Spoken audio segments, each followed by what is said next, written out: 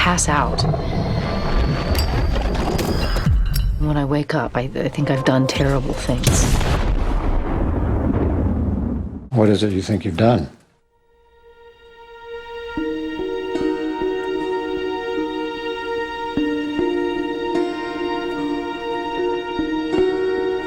Twisted is a story of a young female inspector recently promoted to homicide in the San Francisco police force. While investigating her first case, discovers that all of the victims are men who she has slept with.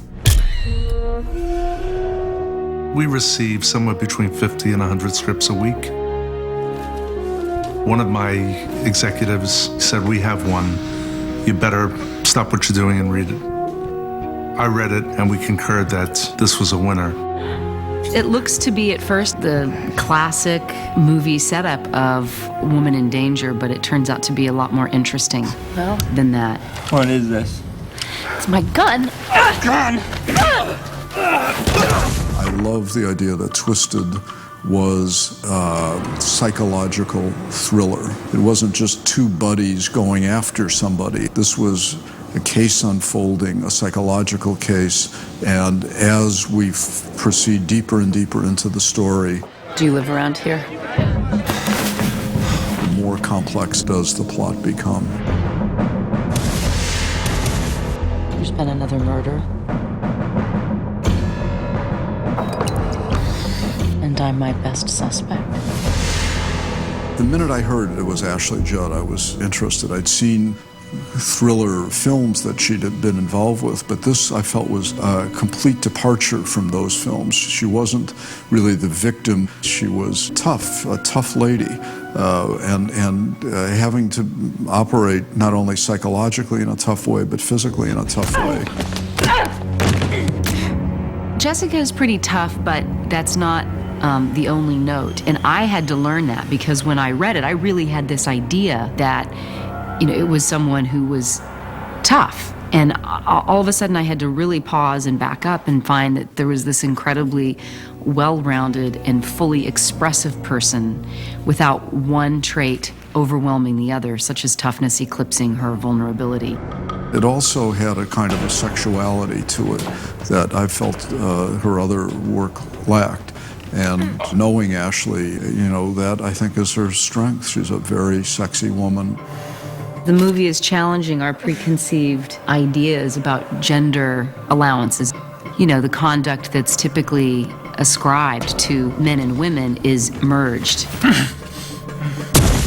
I think here was a storyline that I felt with the perfect actress to play that line. I wanted all of our main characters to have a really human quality, which I think is the most fertile ground for an authentic paranoid situation where you're trying to have a mystery and disguise who it might be, who might be the villain. And each of these characters could divert you from suspicion and yet drop some clues where you'd think they might be the killer.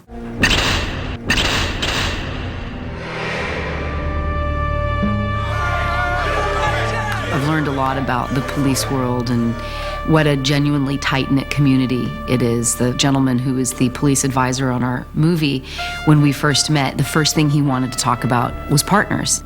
Partnership is a defining characteristic. Sam was my father's partner, and he took me in. It was like no second guessing that. It was partner's daughter, done deal. So he's my Uncle John, and he's taught me everything I know. I followed in his footsteps, become a cop just like he is. He was this father figure to her that had taken her in when her mom was murdered and father committed suicide and raised her up to be a cop. The sense of pride he feels at her accomplishments, and then the level of disgust that comes out when he figures out her lifestyle choices. And to work with that balancing act was really great. I'm just glad you made it through.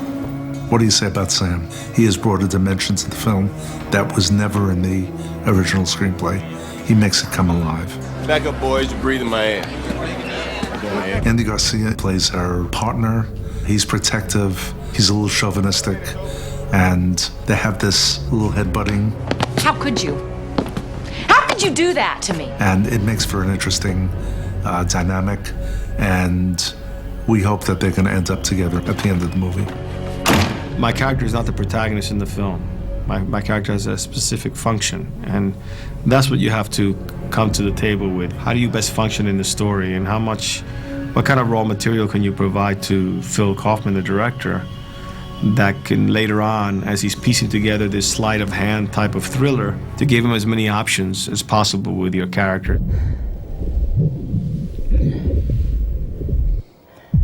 Noir often deals with twisted psychological states. The very theme that attracted me to the film was that she comes to believe she could have done the killings. At the beginning, you just feel the glow of her character, and then as the film progresses, you see that glow diminish and even turn into worry and self-doubt.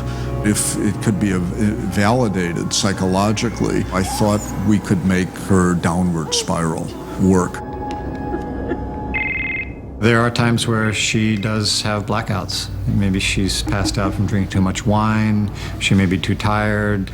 Her condition gets worse and worse. She becomes a little more haggard, seems to have more problems sleeping. She's drinking a little bit more. Blackouts come in, many different forms. Some of them can come just as you're in denial of what happened. It's an odd mechanism that the brain does to sort of protect the consciousness.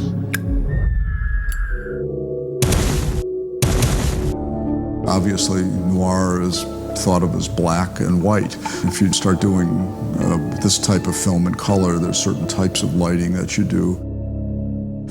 Peter Deming is, I think, a rising superstar, the cinematographer. He did David Lynch's Mulholland Drive and, shot many wonderful films.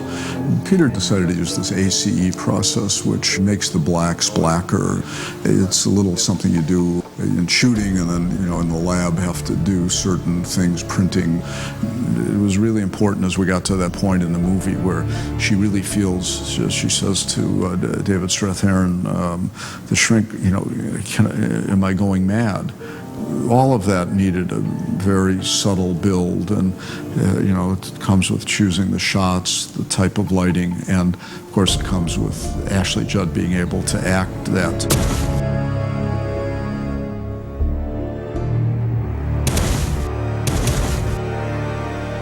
When we brought Phil onto the project, there was a clamor for people to work with him. He hardly takes any material. He makes very few movies, and I'm so privileged, and I feel we're so lucky to be able to work with him. I felt like, I could really trust him. He could take material that in a lesser director's hands might be just, a thriller, whereas this to me is a mystery and a puzzle. Put the gun down. Go away. I hope this movie is complex enough, and yet in the construction of it, it's an entertainment. What's next? What am I following here? Phil was actually able to put in all those little things, little twists. Crime remains the same, only the suspects change. The dead-end streets that make you, backtrack and go back. Oh, I thought, okay, and go back. Do you have any physical evidence on her? Anything to indicate that she killed these men? No, of course not. Didn't think so. Maybe he's the guy. So even reading the script, you're kind of like, wait a second. It's a genre that's very tricky editorially. You think you design one movie, and then all of a sudden you're in the editing room and the movie begins to define itself a different way. I can tell you it surprised me. You always think at any given moment, you know what's going on, you know who is creating all of this chaos. You think you know, and as the movie goes on, it takes you on a little journey, and you don't know anything. We as filmmakers are planting evidence for the audience to follow, whether it's a cigarette burn, whether it's a Yawara, whether it's a cigarette itself, telephones, voices, sounds, clicking sounds. There's a lot that's being shuffled in here. It's a little bit of a crossword puzzle. It's a game for people to play, and I feel the best murder mysteries are games. Come and enjoy the game with us.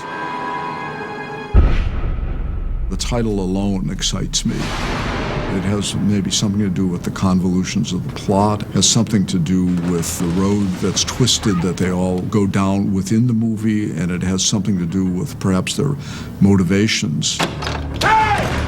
It gives the audience a chance to perhaps untwist what we've twisted.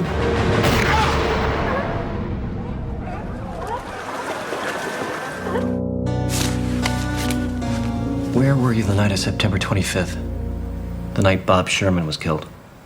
Don Marco, Shepard, where are you guys on yours? Crime scene is clean. No weapons, no prints, no witnesses. All I need is one little speck of blood. When you have the real people, you have a tremendous resource for your actors to go to. We had forensics people come in to talk to Cameron Manheim. And another guy with the Marine unit, Danny Lopez, who took us out on the boats and took us all over the bay. Bruce Maravich, who was a lieutenant in the homicide division for many years. Bruce was on the set all the time, and we would often say, is this right, Bruce? Is this how it's really done? Tus tráilers. Visita mi canal. When I read the script, I was attracted to the fact that it was a female homicide inspector. Not only does she have to confront the problems of the murder, but she also has to confront some of the problems within the police force itself. Here's a tip for you. Stumbling on a suspect does not an inspector make. Good luck, honey.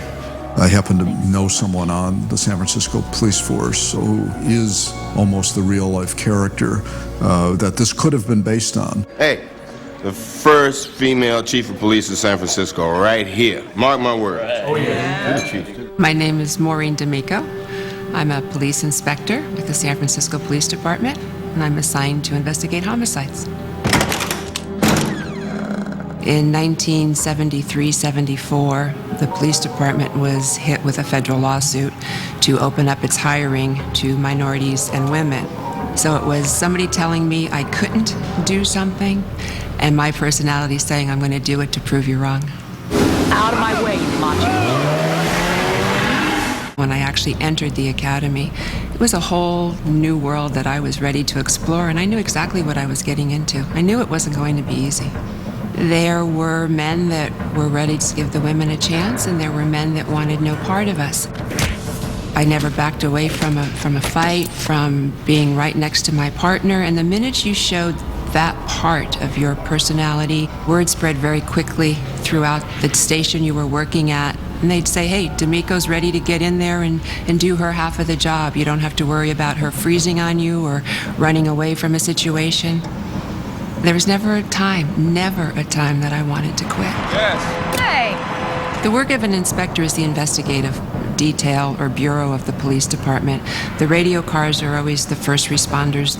When they get specifically to a homicide, they basically shut down the crime scene, and then homicide is called out. We are the directors of the homicide scene. We'll identify what evidence we want picked up, what photographs we want taken. Give me a photo here, close-up of a cigarette burn. And we are totally in charge of the case and the investigation from that moment on through the court process. All right, it's yours. I met Phil Kaufman at his office when they, I guess, were interviewing me to see if I wanted to do the work and if I had enough to offer to them. And he was just wonderful.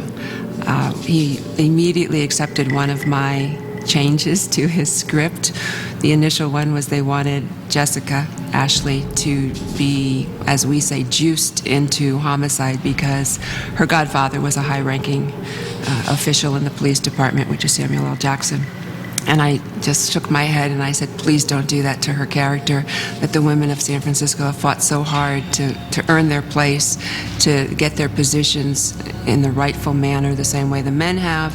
And if you make a movie where she's given special treatment, you'll set us all back 50 years. And he just smiled at me and said, we'll change it. My role for Ashley's part and Andy Garcia's was to make sure that when they responded to a scene, they handled it as a homicide inspector would handle it. There's the cigarette burn. It's our guy. Okay, let's get him out. When I met with Inspector Maureen, it gave me a little bit more confidence because she's just in appearance and demeanor, an ordinary woman. You know, when we think of inspectors as being so clever and intense and sleuthing and capable really of very mighty feats of solving mysteries, you know. And to just see that she was a regular lady was helpful. So I thought, okay, I really can do this, and now I have a way in, and, you know, I don't have to try to be something spectacularly that I am not. She's a mother, and then she goes to work, and she suits up and puts on that bulletproof vest and solves murders. I mean, it's really kind of extraordinary. It was fun to watch somebody play what I do in real life. Ashley was extremely generous with her time. She was very methodical and very deep about my thought process and how do you prepare yourself and what do you think of, and I just kind of cracked up laughing. And she looked at me and I said, Ashley, I sing to the oldies when I respond to a homicide scene, because if you try and prejudge what you're going to get into, it could narrow your focus and narrow your thoughts of what possibly could have happened. So I like to keep an open mind, and singing to the oldies does that for me. I'd like to talk about your parents. My parents are dead. They were killed in a car crash. That's what you tell people. I'm the director of police psychology for the San Francisco Police Department. Typically, I work with officers that are sort of immersed in trauma. As law enforcement officers, you see a lot of terrible things. Cops have a sort of a very primitive idea of psychology. Some officers think that psychology is all BS. I mean, 30 years ago, when I first came on the department, people drank themselves to death. They literally drank themselves to death. We put away officers, fired them, disciplined them. That didn't work. What they need is they need to use treatment. People can do horrible things in a blackout. You go to the prisons, and a lot of people who've done a lot of horrendous things do not remember their crime. It's really similar to this character. You don't know, is this person having some sort of amnesia kind of effect, or some sort of traumatic repressed behavior, or are they self-medicating with alcohol? Are they lying about the blackouts? They're just using it as some way of not being responsible for their behavior. I know you. You're me. That's the journey we're going to have to take, find out what's going on. Any nightmares? Anxiety? Panic attacks? Nothing. During the course of the film, I worked with Ashley Judd. We went over some of the responses a person may make in therapy. We looked at her posture, how she sat, her quickness of the response, and how she focused on the therapist. You know, for someone who's supposed to understand people, you're a little slow on the uptake. As the therapist is probing Ashley, she responds back as he gets closer to her nerve, and that's very realistic. You know, we don't know, is her response back because she's the murderer, or is it because of ongoing things in her life or her history? David Strathairn was my counterpart in the movie. He really wanted to make sure that, would you do this way? If they said this, would you say that? What would be an appropriate way of dealing with this? A lot of times what we see in movies is just fiction run wild. This is a psychological thriller, a mystery. I can hear your heart beating. And it unravels just like psychology unravels. You don't know all the facts. And as you go through it, you find more information. That's how a mystery works, but that's also how psychology works. I really liked how that happened. I liked the attention to detail. I like the honesty, and I think that this film may be, on some levels, a model for police psychology. There's a man sitting at the end of the bar. It looks like he's been sitting there for a while. I want you to describe him, and I want details. It's incredible when you meet these people. I mean, you realize how smart and savvy they are. You feel safe in a strange way, knowing that there are smart people of goodwill who are out there trying to solve crimes.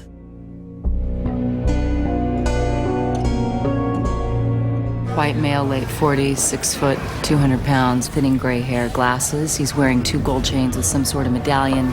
He's drinking shots and paying cash. And that's why she's an inspector and you're not. So here I am walking with Cafe Trieste over there. Peter Kaufman, co-producer of the movie. We live around here, our office is around here, and many of the locations of the film are right in this area. I just felt that, rather than do an anonymous murder mystery, to go to the very heart of the city and have the crimes located around here was something that would be exciting for people.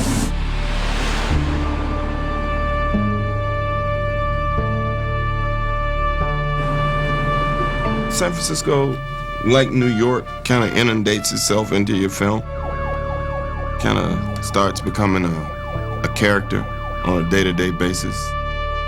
For me, it's this kind of isolated city in the fog at the ends of the earth. I felt this was a city of Dashiell Hammett, cop movies, but this one had the film noir thriller element about it, as in the great one that was shot in San Francisco, Vertigo.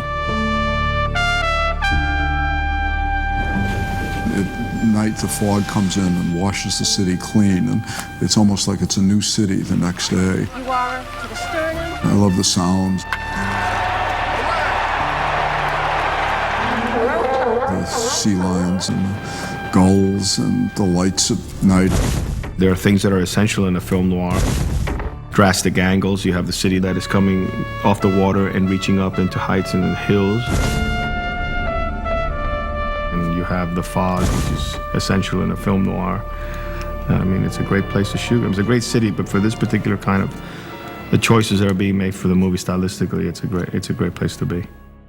I love the fact that it's a small city and that everybody sort of knows everybody else. And the film Twisted, hopefully you feel like the police force becomes sort of like a company of players, all interacting with each other. This is Tosca Cafe. We shot here for about a week with all of our principal actors, so if you want to come with us inside, here we go. Action! For me, the pleasure is in the making. I have friends who are directors who can't wait to get it into the editing room and chop it up. And for me, there's that thrill, working through the night with friends and being entertained by great actors. I mean, there's nothing like that for me, to sort of get a scene going, get things percolating, then sit back and just be amazed by the talent of the people you work with. A film like Twisted, which is a film noir, this bar was the perfect place to shoot. Here we go, rehearsing. Quiet, please. You could sit here any night and beat cops come wandering in. Cops, judges.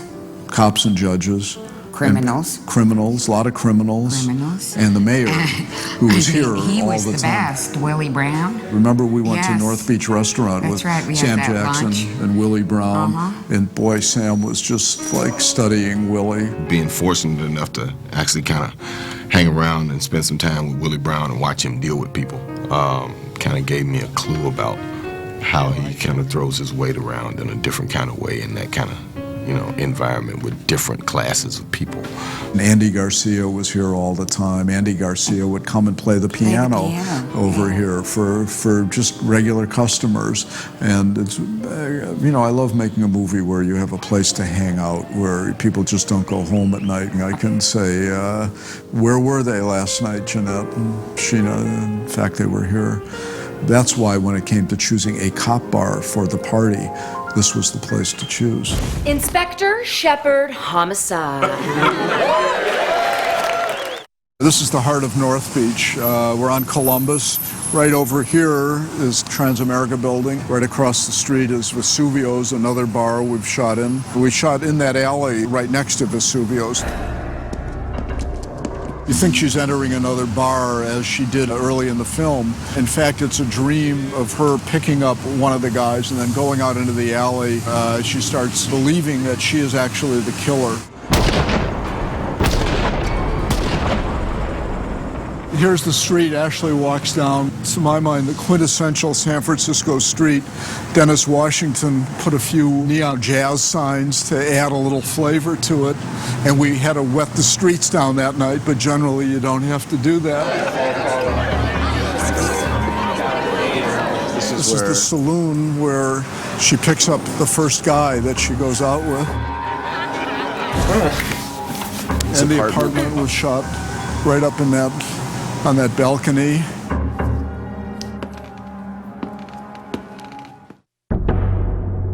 Would build stages in the Presidio, would come out of our door of the stages, and there, right in front of us, was the Golden Gate Bridge. One of the most beautiful stages in the world. I could walk to work there.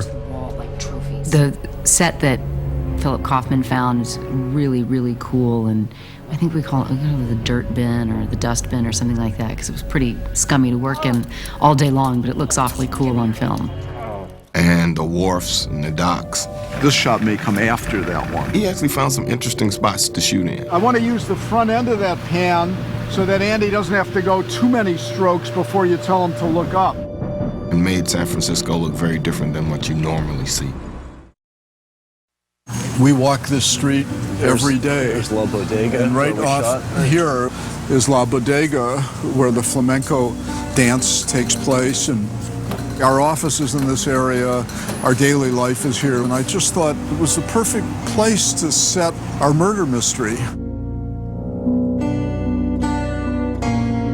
Made it intimate for us in life, and hopefully people who watch the movie can feel a kind of intimacy as they watch the movie.